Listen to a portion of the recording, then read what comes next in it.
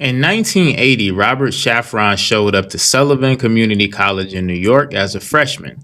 The moment he stepped on the campus, people started coming up to him, giving him high fives. Girls were kissing him on the cheek. People were giving him big hugs. And the thing is, he had never seen any of these people in his life.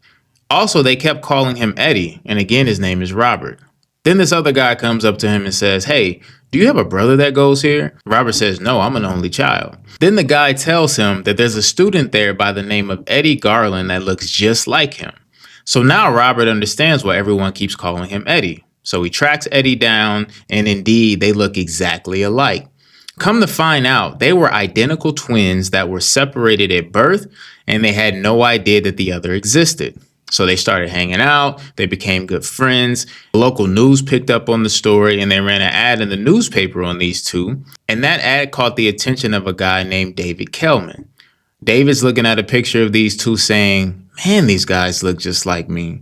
So he tracked them down, and come to find out, they weren't twins. They were actually triplets that were separated at birth. So now all three of them are hanging out. They become good friends. They're partying, they're clubbing, they're gaining national exposure. But then they start to get curious as to why they were actually separated at birth.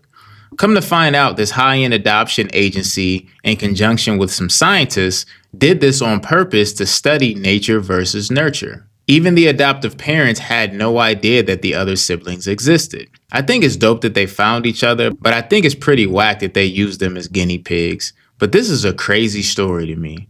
There's actually a documentary on these three called Three Identical Strangers.